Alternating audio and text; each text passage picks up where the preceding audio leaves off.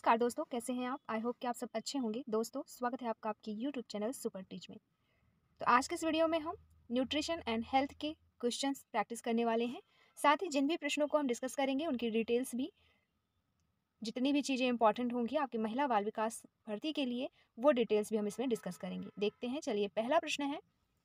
Video अंत तक ज़रूर देखें और उन तक ज़रूर शेयर करें जो महिला बाल विकास की तैयारी कर रहे हैं और एग्ज़ाम देने वाले हैं फरवरी 2025 में। चलिए देखते हैं, पहला प्रश्न है। बाद की आयु में सर्वोच्च अस्थि द्रव्यमान एवं घनत्व प्राप्त करने और ऑस्टियोपोरोसिस के कारण होने वाले अस्थि भंग के जोखिम को घटाने के लिए किसकी पर्याप्त मात्रा आवश्यक है? तो यहाँ पे आंसर होगा ऑप्शन नंबर थर्ड, कैल्शियम और व्यायाम की पर्याप्त मात्रा आवश्यक है बाद की आयु में सर्वोच्च अस्थि द्रव्यमान एवं घनत्व प्राप्त करने एवं ऑस्टियोपोरोसिस के कारण होने वाली अस्थि भंग के जोखिम को घटाने के लिए। तो आंसर होगा ऑप्शन नंबर थर्ड, पहले का। अगला प्रश्न देखें। इसके पहले बात करें कैल्शियम की। तो कैल्शियम दोस्तों, जैसे यहाँ पे कैल्शियम आया है, तो कैल्शियम की बात करें तो कैल्शियम एक भौतिक तत्व है। यह जीवित प्राणियों के लिए अति आवश्यक है। भोजन में इसकी समुचित मात्रा होनी चाहिए। खाने योग्य कैल्शियम दूध सहित कई खाद्य पदार्थों में मिलती है। खान पान के साथ साथ कैल्शियम के कई औद्योगिक इस्तेमाल भी हैं, जहां इसका शुद्ध रूप और इसके कई यौगिकों का इस्तेमाल किया जाता है। इसके अलावा विटामिन सी दिया है, आयरन दिया है, फॉलिक अम्ल दिया है, व्यायाम, सोडियम क्लोराइड, तो ये क्या क्या है, इन पर भी चर्चा कर लेते हैं। बात आई है आयरन की। तो आयरन को लोहा या लौह भी कहते हैं। ठीक है, यह आवर्त सारणी के 8वें समूह का पहला तत्व है। आयरन जो है, अगर शरीर में आयरन की कमी हो जाए तो इसकी कमी से थकान, एकाग्रता में कमी और एनीमिया जैसी समस्याएं हो सकती है। आयरन की कमी का सर्वोत्तम उपचार इसके कारण पर निर्भर करता है। उपचार में लौह तत्व से भरपूर खाद्य पदार्थ खाना, आपका लौह तत्व के अवशोषण में मदद करने के लिए विटामिन सी से भरपूर खाद्य पदार्थ खाना या लौह तत्व की खुराक लेना शामिल हो सकता है। आयरन बढ़ाने के लिए क्या करना चाहिए? तो कमी से एनीमिया हो जाता है तो कुछ खाद्य पदार्थ आपके रक्त में आयरन के स्तर को बढ़ा सकते हैं, जैसे मांस, मुर्गी, अंडे और मछली, जो हीम आयरन नामक एक प्रकार के आयरन से भरपूर होते हैं। दोस्तों, फलों, सब्जियों, बीन्स, नट्स और कुछ अनाजों में नॉन हीम आयरन होता है, जो एनीमिया वाले आहार का समर्थन कर सकता है। सबसे ज़्यादा आयरन की बात करें कि सबसे ज़्यादा आयरन कौन सी चीज़ में होता है, तो सबसे ज़्यादा आयरन का स्रोत है, मतलब सबसे ज़्यादा आयरन जिससे मिलता है, वो है पालक।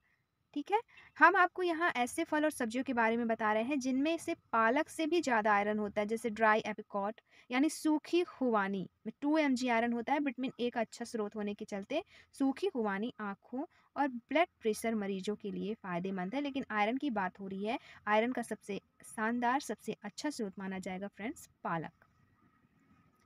नेक्स्ट वर्ड दिया है विटामिन सी। विटामिन सी जो है, इसे एस्कार्बिक अम्ल भी कहते हैं। सारे खट्टे फलों में विटामिन सी पाया जाता है। सबसे अच्छा स्रोत कहलाता है खट्टे फल, टमाटर, आलू, ब्रोकली, स्ट्रॉबेरी और शिमला मिर्च। ठीक है, इससे कौन सी बीमारी होती है? तो विटामिन सी से होती है स्कर्वी।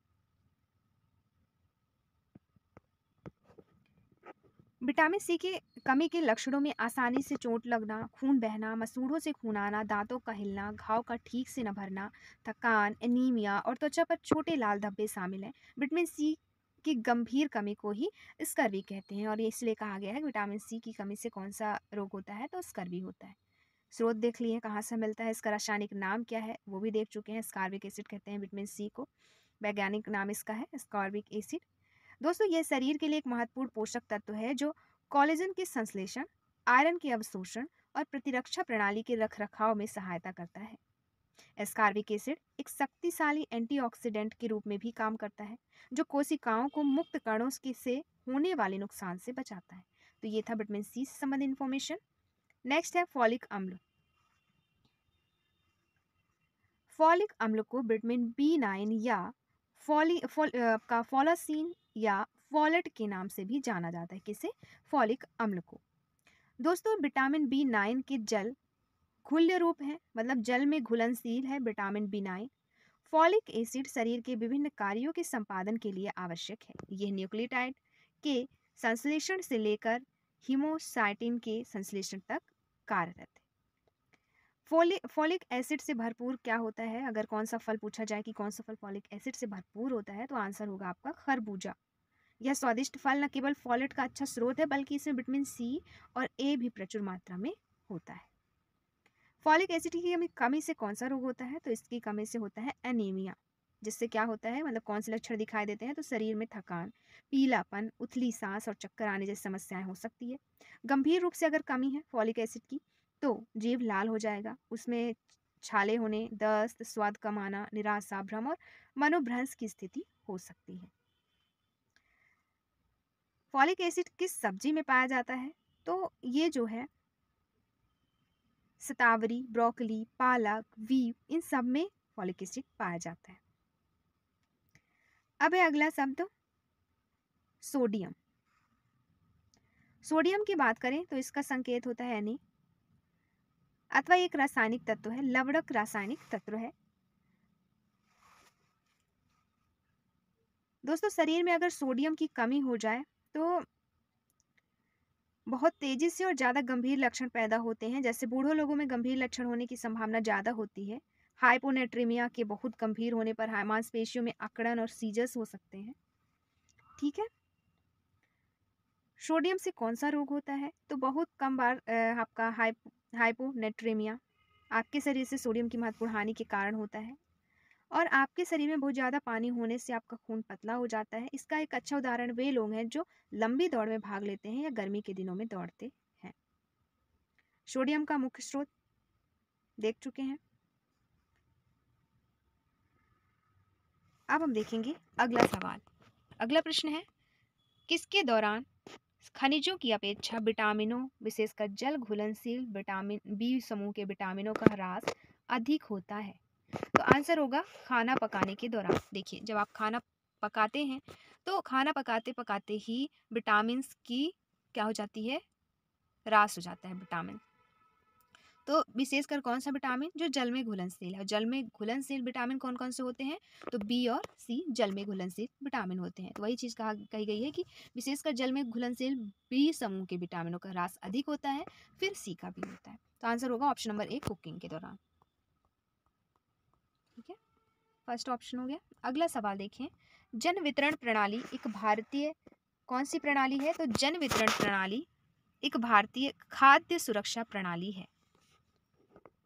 दोस्तों इसे जन वितरण प्रणाली को सार्वजनिक वितरण प्रणाली भी कह सकते हैं, पीडीएस।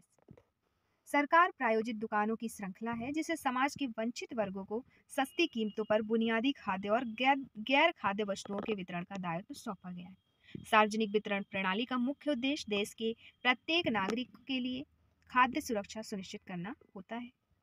जन वितरण प्रणाली से आप क्या समझते हैं अगर कहा जाए तो ये थी आपकी डिटेल्स। जैसे इसमें क्या होता है कि सस्ती कीमतों पर खाद्यान्न के वितरण के माध्यम से कमी के प्रबंधन की प्रणाली के रूप में इसे विकसित किया गया है और इसे सार्वजनिक वितरण प्रणाली भी कह सकते हैं, पीडीएस अर्थात पब्लिक डिस्ट्रीब्यूशन सिस्टम। तो आंसर हो जाएगा ऑप्शन नंबर थर्ड, खाद्य सुरक्षा प्रणाली, food security system. Option number third यहाँ पे सही रहेगा। अगला सवाल है, आहार में वर्षा की कमी से क्या होता है? आहार में दोस्तों वर्षा की कमी से अगर खाने में वर्षा की कमी हो जाए तो लिनोलिक अम्ल की कमी होगी, दूसरा एरिकिडोनिक अम्ल की कमी हो जाएगी। तो आंसर होगा उपरोक्त दोनों ही यहाँ पे सही है। अगर आहार में वर्षा की कमी हो जाती है तो ये दोनों ही समस्याएं होंगी।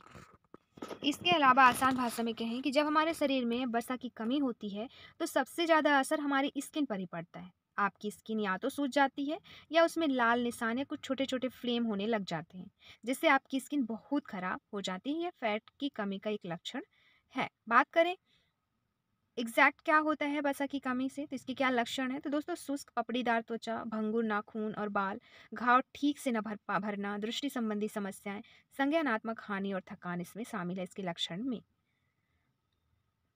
इसके अलावा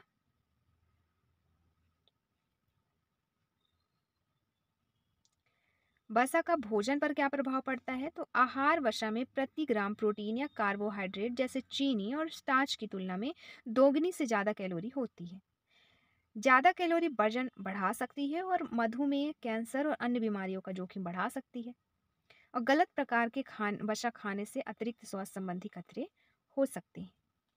तो ये थी नॉर्मल इन्फॉर्मेशन। और देखते हैं कौन सा रोग होता है वसा की कमी से और अधिकता से।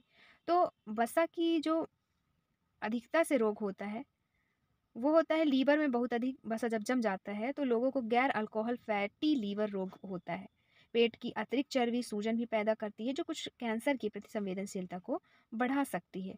और इसकी कमी से कौन सा रोग होता है, तो इसकी कमी से होता है लिपोडिस्ट्रॉफी, जिसमें शरीर में वसा की कमी और या तो पुनर्वितरण आपके रूप रंग में महत्वपूर्ण परिवर्तन ला सकता है, लेकिन यह आपके शरीर में कुछ महत्वपूर्ण चयापचय कार्यों को भी प्रभावित करता है। दोस्तों लिपोडिस्ट्रॉफी से पीड़ित कई लोगों में मधुमेह विकसित होता है और कोलेस्ट्रॉल का स्तर क्या हो जाता है, अनियमित होता है। अब देखें अगला सवाल। अगला सवाल है, लगभग सभी लोगों का स्वास्थ्य अच्छा बनाए रखने वाले आहार से प्राप्त पोषक तत्वों के अंतर्ग्रहण को किस नाम से परिभाषित किया गया? तो इसका आंसर होगा आपका ऑप्शन नंबर 3, अनुशंसित आहारीय अनुमतियां। दोस्तों अनुशंसित आहारीय अनुमतियों को आप अनुशंसित आहार भत्ता भी कह सकते हैं, आरडीए, जो कि एक पोषक तत्व की औसत सेवन सीमा निर्धारित करता है, जो स्वस्थ लोगों में महत्वपूर्ण शारीरिक कार्यों के साथ साथ एक विशिष्ट जीवन चरण और लिंग समूह का समर्थन करता है। वास्तव में आरडीए एक अनुमानित औसत आवश्यकता अर्थात ईएआर से निकलता है, जो पोषक तत्व सेवन का आकलन है जिसमें अपर्याप्तता की संभावना 50% होती है। तो ये थी अनुशंसित आहारीय अनुमतियाँ। और इसके मुख्य लक्षण की बात करें तो इसके मुख्य लक्षण है पर्याप्त पोषक तत्व सेवन के लिए दिशा निर्देश स्थापित करना, जो एक के रूप में कार्य करता है। ये आरडीए इष्टतम स्वास्थ्य के लिए पोषक तत्व आवश्यकताओं के बारे में वर्तमान वैज्ञानिक ज्ञान और विशेषज्ञ निर्णय पर आधारित है। अब हम देखेंगे अगला सवाल। इससे पहले जैसे पहला ऑप्शन दिया है कैलोरी सघन आहार, इसका मतलब क्या है? तो इसका मतलब ये है कि इसमें ऊर्जा अधिक है, भोजन में ऊर्जा अधिक है और पोषक तत्व कम है। मतलब यह एक खाली भोजन है। WHO ए सूची में इन खाद्य पदार्थों का विचार किया गया कि वे पोषक तत्व की दृष्टि खराब खाद्य विकल्प है। क्या? कैलोरी सघन भोजन। अगला ऑप्शन है प्रोटीन समृद्ध आहार। दोस्तों प्रोटीन समृद्ध आहार की बात करें तो मांस मछली तो है ही प्रोटीन से समृद्ध। इसके अलावा भी कुछ शाकाहारी फूड्स हैं जो कि प्रोटीन से भरपूर हैं, जैसे चना, राजमा, पनीर, दाल, मटर, बीन्स। दूध, अगर आप रोजाना दूध पीते हैं तो आपको प्रोटीन की अच्छी खुराक मिल सकती है। तो इस प्रश्न में इतना है। इसका आंसर हो जाएगा आपका ऑप्शन नंबर 3, अनुशंसित आहारीय अनुमतियां। अगला प्रश्न देखेंगे, इनमें से किसे अवशोषण के लिए नैच या इंट्रिंसिक कारक की आवश्यकता होती है? तो दिए गए ऑप्शन में से ऑप्शन आंसर होगा विटामिन B12 में के अवशोषण के लिए इंट्रिंसिक कारक की आवश्यकता होती है। दोस्तों ये जो नैच कारक है ना, ये विटामिन बी के या B12 के अवशोषण में सहायक है। तो ये हो जाएगा इसका answer option number 3, vitamin B12। अगला सवाल है, व्रण या अल्सर से पीड़ित रोगियों को किससे बचना चाहिए? ऑप्शन दिए गए धूम्रपान, अल्कोहल, कॉफी या उपयुक्त सभी। तो आंसर होगा उपयुक्त सभी। तो व्रण से पीड़ित रोगियों को इन तीनों से ही बचना चाहिए। अब बात आई है अल्सर की। तो जो अल्सर है दोस्तों, अल्सर एक घाव होता है, इसलिए पेप्टिक अल्सर आपके पेट के अस्तर या आपकी छोटी इंटेस्टाइन के पहले भाग, जिसे ड्यूडेनम नाम की जगह जिसे कहते हैं, में एक घाव होता है। आपके पेट में पेप्टिक अल्सर को गैस्ट्रिक अल्सर कहा जाता है। छोटी इंटेस्टाइन के पहले भाग में होने वाले अल्सर को ड्यूडेनल अल्सर कहा जाता है। पेट के अल्सर में क्या नहीं खाना चाहिए? तो दोस्तों खट्टे फल जैसे संतरे, नींबू, टमाटर, सिरका उच्च अम्लता अल्सर युक्त अस्तर को परेशान कर सकते, इसलिए ऐसे चीज़ें नहीं खानी चाहिए। साथ ही उच्च वसायुक्त और तले हुए खाद्य पदार्थ, फास्ट फूड, चिप्स, वसायुक्त मांस, पचाने में कठिन ये खाद्य पदार्थ एसिड उत्पादन को बढ़ाते, इसलिए उपचार में देरी कर सकते हैं। और मतलब ऐसे जो खाद्य पदार्थ हैं ये आपको कंज्यूम नहीं करने चाहिए। अल्सर की पहचान कैसे होती है? तो पेट के अल्सर का सबसे आम लक्षण है आपके पेट के बीच में छाती और नाभि के बीच जलन या दर्द होना। भूख न लगना, वजन कम होना, पेट फूलना, डकार आना, मतली, उल्टी, गंभीर मामलों में गहरे या काले रंग का मल या खून की उल्टी शामिल हो सकती है। तो यह है इसके लक्षण।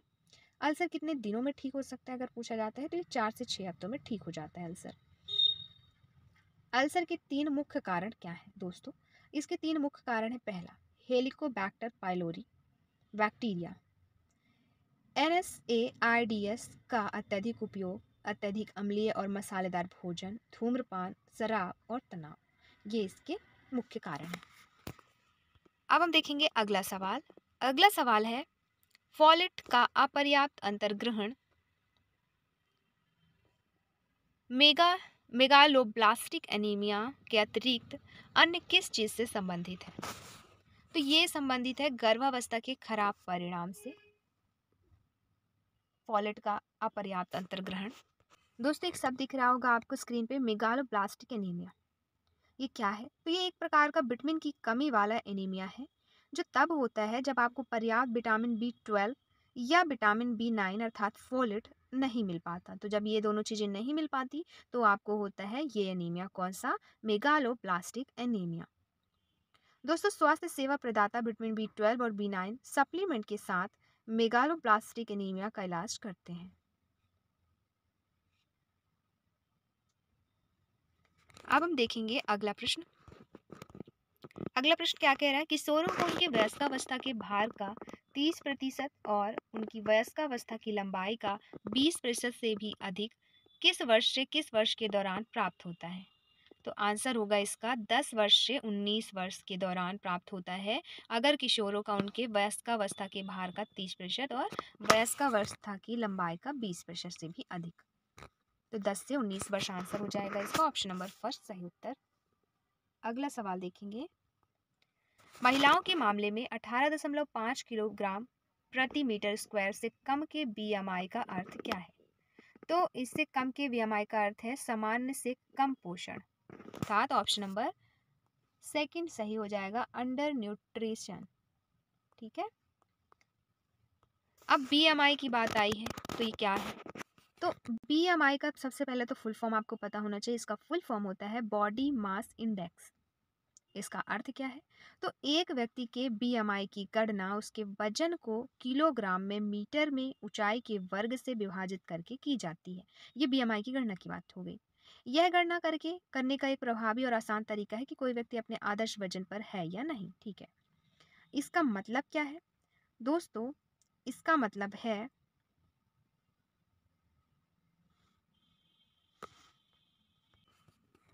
अगर हिंदी में बात करें तो इसे कहेंगे शरीर द्रव्यमान सूचकांक। तो यह एक व्यक्ति के द्रव्यमान अर्थात वजन और औच्च से प्राप्त मूल्य है। क्या? BMI। आंसर होगा सामान्य पोषण से कम को कहेंगे 18.5% किलोग्राम प्रति मीटर के स्क्वायर के कम मामलों को। फिर है अगला प्रश्न। घेंघा और क्रेटीनता या जड़ वामनता का कारण बनने वाली प्रमुख पोषक तत्व न्यूनता है। तो इनका कारण कौन सा पोषक तत्व बनता है? तो दोस्तों ये घेंघा और क्रिटीनता का कारण बनता है आयोडीन की कमी। यदि हमारे शरीर में आयोडीन की कमी हो गई तो घेंघा और जड़ वामनता होती ही है। अगला सवाल देखेंगे। हेपेटाइटिस सी का दीर्घकालिक संक्रमण किसका कारण बनता है? दोस्तों हेपेटाइटिस सी का जो दीर्घकालीन संक्रमण होता है वो दीर्घकालिक यकृत संक्रमण का कारक बनता है। आंसर होगा ऑप्शन नंबर फर्स्ट, दीर्घकालिक यकृत संक्रमण। दोस्तों जो हेपेटाइटिस सी है वह हेपेटाइटिस सी वायरस रक्त से रक्त का संपर्क होने पर फैलता है।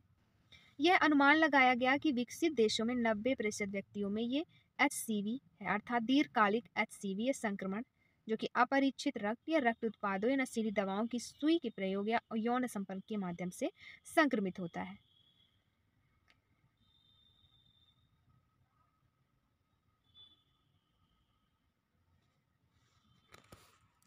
इसके मुख्य कारण की बात करें तो दूषित रक्त के साथ रक्त आधान प्राप्त करना, स्क्रीनिंग से पहले संक्रमित सुइयों से दुर्घटना व सुई चुभने से चोट लगना, हेपेटाइटिस सी से पीड़ित किसी व्यक्ति पर पहले इस्तेमाल किए गए बिना कीटाणु रहित उपकरणों से टैटू बनवाना या छेदना, किसी संक्रमित व्यक्ति के रक्त या खुले घावों के साथ सीधा संपर्क के कारण ये होता है।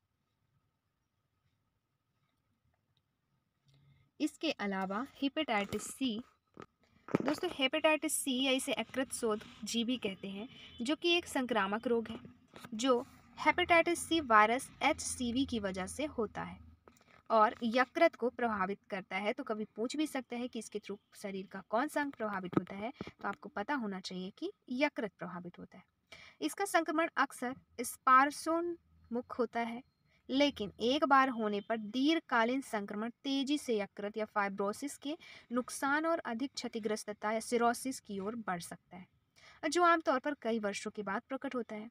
कुछ मामलों में सिरोसिस से पीड़ित रोगियों में से कुछ को यकृत कैंसर हो सकता है या सिरोसिस की अन्य जटिलताएं जैसे कि यकृत कैंसर और जान को जोखिम में डालने वाली एसोफेजल वायराइसिस तथा गैस्ट्रिक वायराइसिस विकसित हो सकती है। अब हम देखेंगे अगला सवाल। अगला सवाल है, किस वर्ष से सार्वत्रिक प्रतिरक्षीकरण कार्यक्रम में हेपेटाइटिस बी वैक्सीन को शामिल कर लिया गया था?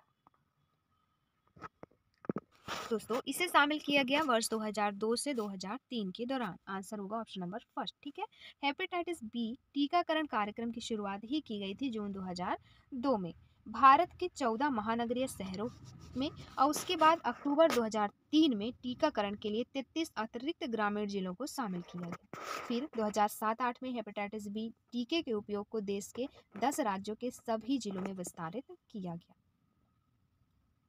हेपेटाइटिस बी की वैक्सीन वगैरह भी जो है कितने में आती है, क्या कैसे सारी चीज़ें भी दी गई है, कितनी खुराक वयस्कों को दी जानी चाहिए, सारी चीज़ें भी हैं, पर इतना ही आपको जानना ज़रूरी है।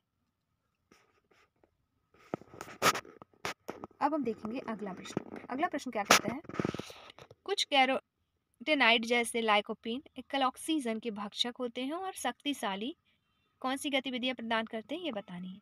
तो ये प्रदान करते हैं एंटीऑक्सीडेंट गतिविधियां। ऑप्शन नंबर फर्स्ट सही उत्तर हो जाएगा। यहाँ पे ऑप्शन नंबर फर्स्ट सही आंसर है, एंटीऑक्सीडेंट एक्टिविटी। अब ये क्या है दोस्तों, हमारे शरीर के लिए बहुत जरूरी माने जाने वाले एंटीऑक्सीडेंट ऐसे तत्व हैं जो शरीर को मुक्त कण जैसे हानिकारक मॉलिक्यूल से शरीर को सुरक्षा प्रदान करते हैं। ऐसा जरूरी नहीं कि मुक्त कण दवाइयाँ से ही बनते हों। एंटीऑक्सीडेंट जो है विटामिन ए, सी और ई जैसे तत्व हैं, जैसे मुक्त कणों से होने वाले नुकसान का प्रतिकार करते हैं और आपकी स्वस्थ कोशिकाओं की रक्षा करने में मदद करते हैं। मुक्त कण वे अणु होते हैं जिनमें अयुग्मित इलेक्ट्रॉन होते हैं जो उन्हें अत्यधिक प्रक्रियाशील बनाते हैं। साथ ही एंटीऑक्सीडेंट गतिविधि का अर्थ क्या है, तो एंटीऑक्सीडेंट गतिविधि को प्रोटीन, लिपिड, डीएनए या अन्य अणुओं के ऑक्सीजन की एक सीमा के रूप में परिभाषित किया जाता है जो ऑक्सीडेटिव श्रृंखला प्रतिक्रियाओं में प्रसार चरण को अवरुद्ध करके होता है। और प्राथमिक एंटीऑक्सीडेंट सीधे मुक्त कणों को हटाते हैं, जबकि माध्यमिक एंटीऑक्सीडेंट जो होते हैं अप्रत्यक्ष रूप से मुक्त कणों को गठन को रोकते हैं। तो ये थी इससे संबंधित इन्फॉर्मेशन। देखेंगे अब हम नेक्स्ट क्वेश्चन। अगला सवाल है, राष्ट्रीय अंधता नियंत्रण कार्यक्रम के अनुसार अंधता का मुख्य कारण क्या है? दोस्तों इसका मुख्य कारण है मोतियाबिंद। ऑप्शन नंबर फर्स्ट यहाँ पे सही होगा, मोतियाबिंद। अब शब्द आया है मोतियाबिंद, तो ये क्या है, क्या होता है इसमें? दोस्तों ये आंखों का एक विकार है मोतियाबिंद, जो कि आंखों के लेंस का धुंधलापन या अपारदर्शिता होता है, जिसके कारण दृष्टि की प्रगतिशील दर्द रहित हानि होती है। दृष्टि धुंधली हो सकती है, वस्तुओं के बीच अंतर करने की क्षमता कम हो सकती है और रोशनी के चारों ओर प्रभामंडल दिख सकते हैं। मोतियाबिंद जो है किसकी कमी से होता है, तो मोतियाबिंद जो है तब विकसित होता है जब उम्र बढ़ने से आंख के लेंस को बनाने वाले सेल्स में परिवर्तन होता है। लेंस में प्रोटीन और फाइबर टूटने लगते हैं, जिससे दृष्टि जो है धुंधली हो जाती है। कुछ वंशानुगत अनुवांशिक विकार जो अन्य स्वास्थ्य समस्याओं का कारण बनते हैं आपके मोतियाबिंद के जोखिम को बढ़ा सकते हैं।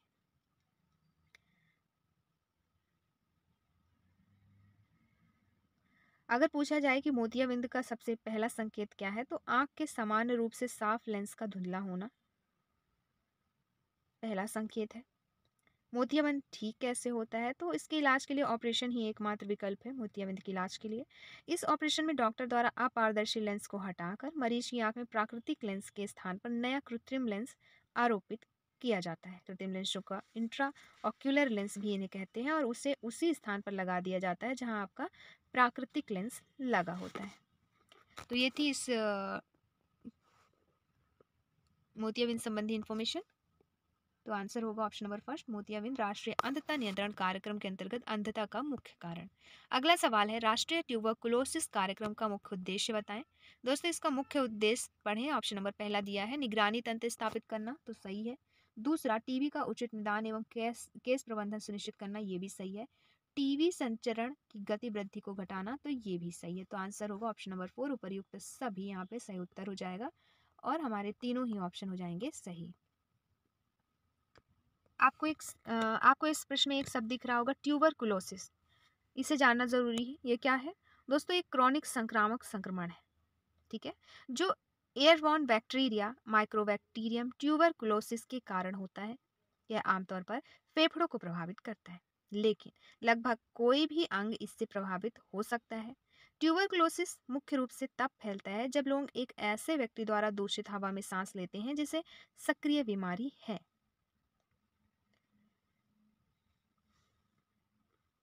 अब बात करें टीबी मुक्त अभियान की, टीबी मुक्त भारत की, तो दोस्तों राष्ट्रपति द्रौपदी मुर्मू ने 9 सितंबर 2022 को प्रधानमंत्री टीबी मुक्त भारत अभियान लॉन्च किया। कब? 9 सितंबर 2022। पीएम टीबी एमबीए का उद्देश्य टीबी रोगियों को सामुदायिक सहायता प्रदान करना है। समुदाय टीबी से पीड़ित लोगों और उनके परिवारों को पोषण, निदान, व्यावसायिक सहायता प्रदान करेगा, जो समुदाय के भीतर प्रदान की जाएगी। तो इस प्रश्न का आंसर होगा ऑप्शन नंबर 4, उपर्युक्त सभी। अगला प्रश्न देखें, इनमें से कौन विटामिन B12 की कमी से उत्पन्न मेगालोब्लास्टिक एनीमिया को ठीक करता है? तो ये करेगा फॉलिक एसिड, फॉलेट अम्ल। आंसर हो जाएगा ऑप्शन नंबर फर्स्ट। तो ये जो आपका एनीमिया दिख रहा है, आपका ये लिखा है इसमें मेगालोब्लास्टिक एनीमिया, तो इसके जो इलाज की बात हो रही है, ठीक करने की बात हो रही है, तो इसमें दो ही चीज़ इसमें इसकी कमी को पूरा कर सकते हैं, एक तो विटामिन B12 और दूसरा फॉलिक एसिड। तो आंसर होगा यहाँ पे answer option number first, folic अम्ल। अगला है, तेल किसका समृद्ध स्रोत है? तो तेल जो है PUFA का समृद्ध स्रोत है। दोस्तों PUFA की बात करें तो ये एक फैट 4 तरह के होते हैं। इनमें मोनो अनसैचुरेटेड फैट को कहते हैं मूफा MUFA, और पॉली अनसैचुरेटेड फैट को कहते हैं पूफा। ठीक है, तो मूफा एंड पूफा मतलब मोनो अनसैचुरेटेड फैट और पॉली अनसैचुरेटेड फैट को अच्छे फैट की श्रेणी में रखा जाता है। टोटल 4 तरह के फैट पे चर्चा की गई, 4 तरह के फैट बताए गए हैं, तो ये हो गए दोनों अच्छे फैट के रूप में इन्हें जाना जाता है, इसीलिए कहा गया तेल का समृद्ध स्रोत।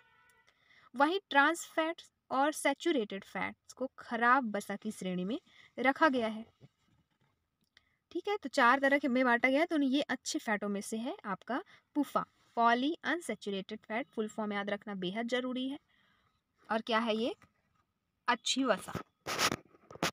ठीक है, अगला प्रश्न देखेंगे, इनमें से कौन सा रोग श्वसन मार्ग के माध्यम से फैलता है?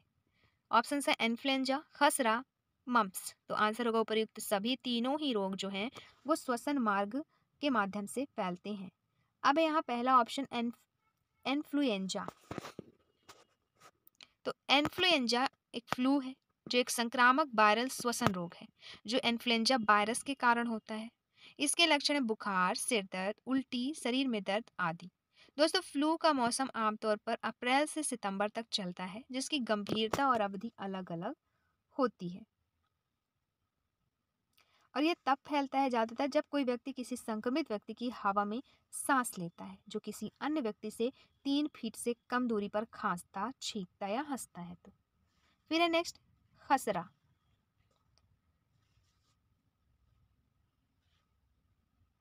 खसरा जो है इसे रूबेला या मॉर्बिली के नाम से भी जाना जाता है। किसे? खसरा को। यह अत्यधिक संक्रामक वायरल संक्रमण है जो बुखार और दाने का कारण बनता है। फिर है गलसुआ एक कर्णमूल शोध। तो गलसुआ को गलकंड भी कहते हैं, अपने इधर गलकंड, जो कि एक संक्रामक रोग है जो एक व्यक्ति से दूसरी व्यक्ति को एक विषाणु के कारण होता है, जो संक्रमित लार से संपर्क के द्वारा फैलता है। यह 2 से 12 वर्ष के बीच के बच्चों में संक्रमण की सबसे अधिक संभावना होती है। अगला प्रश्न है, इनमें से किसे छोड़कर अन्य सभी आहार या विटामिन डी आवश्यकता को बढ़ा सकते हैं? तो किसको छोड़कर? लिपिड समृद्ध आहार को छोड़कर बाकी बुर्का पहनने की धार्मिक प्रथा, सनस्क्रीन का उपयोग, व्यवसाय, तीनों ही आहार या विटामिन डी आवश्यकता को बढ़ा सकते हैं। आंसर होगा लिपिड समृद्ध आहार। अगला सवाल है, गर्भवती महिलाओं को किससे बचना चाहिए? अल्कोहल, कैफीन, कृत्रिम रंग, तो तीनों से ही बचना चाहिए। अगला, इनमें से कौन एक संक्रामक रोग नहीं है? तो इनमें से हिस्टीरिया एक संक्रामक रोग नहीं है, बाकी खसरा, इन्फ्लुएंजा, टाइफाइड तीनों ही संक्रामक रोग हैं। दोस्तों, हिस्टीरिया जो है एक मनोरोग है। अधिक विकसित एवं शिक्षित राष्ट्रों में यह कम पाया जाता है। हिस्टीरिया के क्या लक्षण हैं? इसका अर्थ क्या है? तो हिस्टीरिया नाम एक ग्रीक शब्द हिस्टेरेरा से लिया गया है, जिसका अर्थ है गर्भाश है। इस शिकायत से निपटने वाले सबसे पुराने ज्ञात ग्रंथ लगभग 1900 ईसा पूर्व के कहून पपीसरस में इसे भूख से मरना या गर्भाशय का विस्थापन माना जाता था। हिस्टीरिया का अर्थ। इसके लक्षण की बात करें तो मरीज अक्सर परेशान रहता है, अलग अलग तरीके से पेश आता है। फिर एक समय में एक पर्सनालिटी बनता है तो दूसरे समय में दूसरी। फिर अपने सिर और हाथ को अलग अलग तरीके से मूव करना, किसी ट्रॉमा में अपनी याददाश्त खो देना, ये सब इसके लक्षण हैं।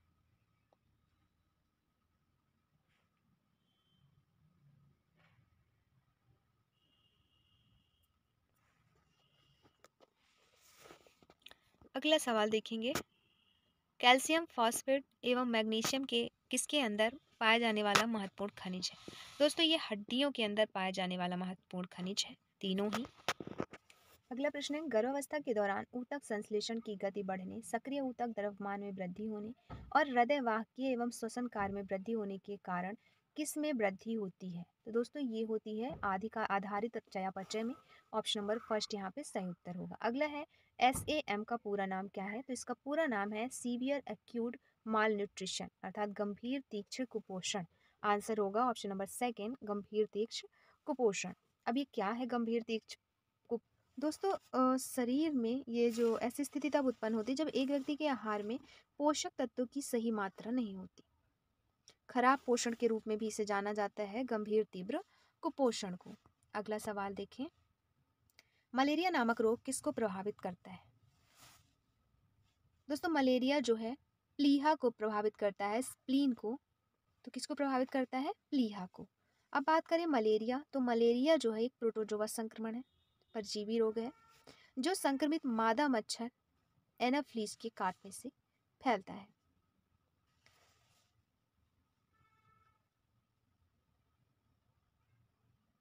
और इसका वायरस या फिर आपका इसका परजीवी क्या है? तो मलेरिया जो है प्लाज्मोडियम गण के प्रोटोजोआ परजीवियों से फैलता है।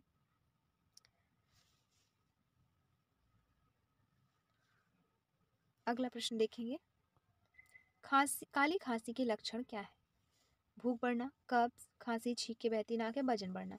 आंसर होगा ऑप्शन नंबर थर्ड, खांसी, छींके और बहती नाक काली खांसी के लक्षण है। काली खांसी, बात करें काली खांसी की, तो यह अत्यधिक संक्रामक संक्रमण है जो gram negative bacteria Bordetella pertussis के कारण होता है, जिसके परिणाम स्वरूप खांसी होती है, जिसमें आमतौर पर लंबे समय तक उच्च स्वर वाली गहरी सांस हो जाती है। काली खांसी आमतौर पर बच्चों और किशोरों को प्रभावित करती है। अगला प्रश्न देखिए,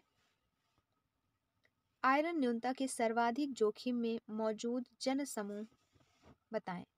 तो आयरन न्यूनता में सर्वाधिक जोखिम में जो मौजूद है वो आपका नवजात शिशु एवं बच्चे भी हैं, गर्भवती महिलाएं भी हैं और गर्भवती हो सकने वाली आयु की महिलाएं। तो आंसर होगा प्रयुक्त सभी। अगला देखें, गर्भावस्था में ऊर्जा की आवश्यकता बढ़ जाती है क्योंकि किसके लिए अतिरिक्त ऊर्जा चाहिए होता है? क्योंकि ये गर्भस्थ शिशु गर्भनाल में वृद्धि के लिए भी और मातृ उत्को में वृद्धि के लिए भी चाहिए होता है अतिरिक्त ऊर्जा की। तो आंसर होगा उपयुक्त सभी। उपयुक्त दोनों। अगला, घेंघा या ग्वाइटर किससे संबंधित है? दोस्तों ये संबंधित है थायराइड ग्रंथि से। अब कौन से थायराइड ग्रंथि से? तो अब2 ग्रंथि से, अब2 थायराइड ग्रंथि से, ना कि पैराथायराइड। तो आंसर होगा ऑप्शन नंबर फर्स्ट, अब2 थायराइड ग्रंथि से संबंधित है ग्वाइटर या घेंघा। घेंघा है एक रोग है जिसमें गला क्या होता है, फूल जाता है। यह शरीर में आयोडीन की कमी के कारण होता है। आयोडीन की कमी के कारण थायराइड ग्रंथि में सूजन आ जाती है और यह रोग बहुधा उन क्षेत्रों के लोगों को होता है जहाँ पानी में आयोडीन नहीं होता।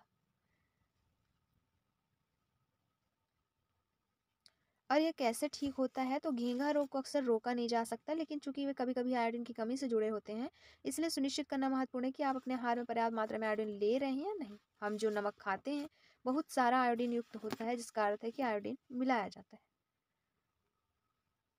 इसे और क्या क्या कहते हैं घेंघा रोग, ग्वाइटर को? तो इसे कहते हैं,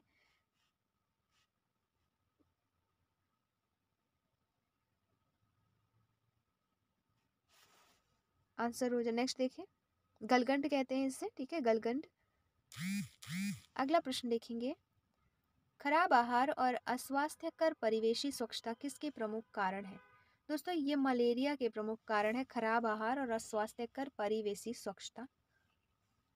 अगला देखिए प्रश्न, राष्ट्रीय टीकाकरण का कार्यक्रम किसके अनुसार गर्भवती माता के लिए कौन सा टीका अनुशंसित है? आंसर होगा टेटनस टॉक्साइड। राष्ट्रीय टीकाकरण के कार्यक्रम के अंतर्गत जो गर्भवती माता के लिए अनुशंसित है वो है DT, टेटनस टॉक्साइड। अगला सवाल है, पौष्टिक व पोषण आहार जो सभी बृहद एवं सूक्ष्म पोषक तत्वों एवं खाद्य समूहों की दृष्टि से संपूर्ण है वह क्या कहलाता है? तो यह कहलाता है संतुलित आहार, ऑप्शन नंबर फर्स्ट। वही बात की जाए संतुलित आहार क्या है, तो दोस्तों संतुलित आहार वह है जो स्वास्थ्य को बनाए रखने या उसे सुधारने में मदद करता है। यह कई चिरकालिक स्वास्थ्य जोखिम जैसे कि मोटापा, हृदय रोग, मधुमेह और कैंसर की रोकथाम के लिए महत्वपूर्ण है। संतुलित आहार में क्या क्या होता है? तो इसमें होता है प्रोटीन, कार्बोहाइड्रेट, वसा या लिपिड, सूक्ष्म पोषक तत्व, विटामिन, खनिज और पानी।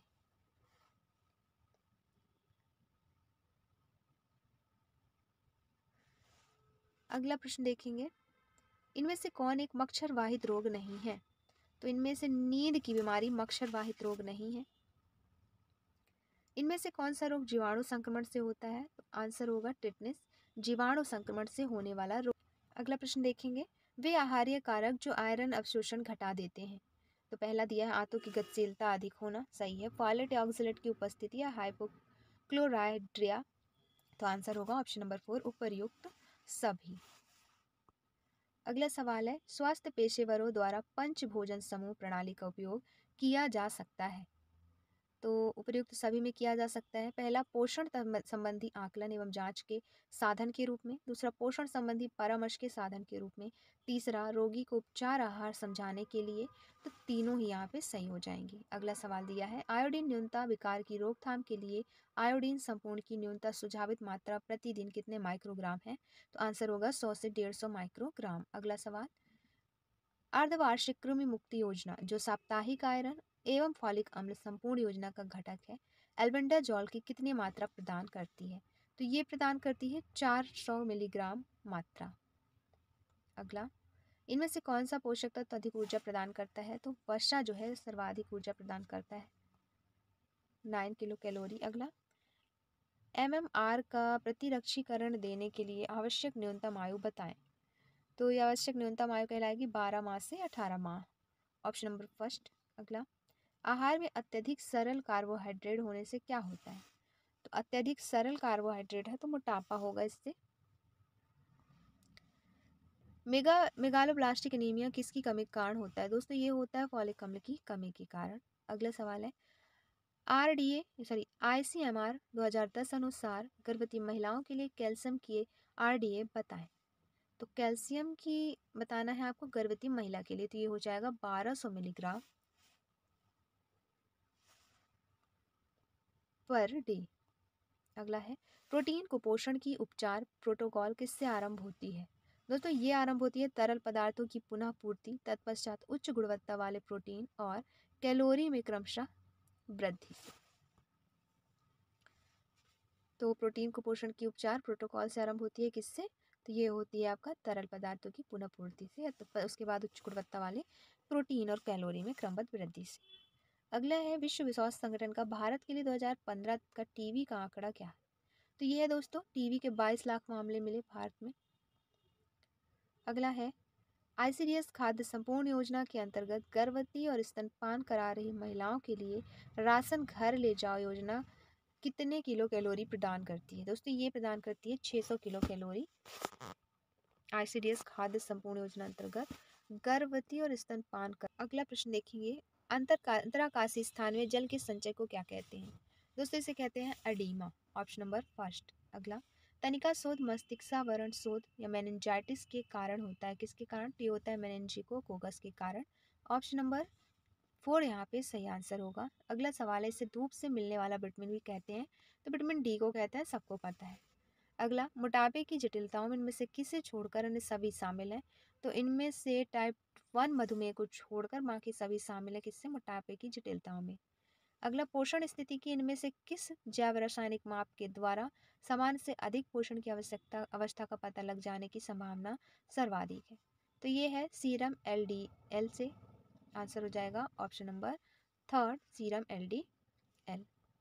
दोस्तों बात करें LDL की, तो LDL कोलेस्ट्रॉल टेस्ट एक ब्लड टेस्ट है जो ब्लड में कम घनत्व वाले लिपोप्रोटीन की मात्रा को मापने के लिए किया जाता है। LDL की उच्च स्तर से हृदय रोग जैसी गंभीर स्वास्थ्य स्थितियों के विकसित होने का जोखिम बढ़ सकता है।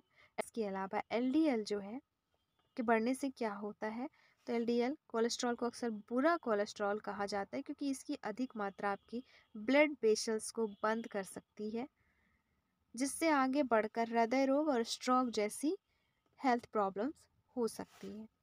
ब्लड में कुछ LDL कोलेस्ट्रॉल की ज़रूरत होती है, लेकिन जब इसकी मात्रा अधिक होती है तो यह गंभीर समस्या का कारण बनती है। सीरम LDL की बात करें तो सीरम LDL अलग अलग लोगों अनुसार अलग अलग होती है। चलिए देखते हैं अगला प्रश्न। जन्म के समय कम भार न केवल उच्च नवजात मृत्यु दर से बल्कि किससे भी संबंधित है। तो ये संबंधित एक तो आपका पोषक तत्वों की कमी से, दूसरा प्रतिरक्षा शक्ति के घटने से, तीसरा दीर्घकालिक स्वास्थ्य दुष्परिणामों से। तो आंसर होगा उपर्युक्त तो सभी। अगला चंद्रमुख किसका लक्षण है।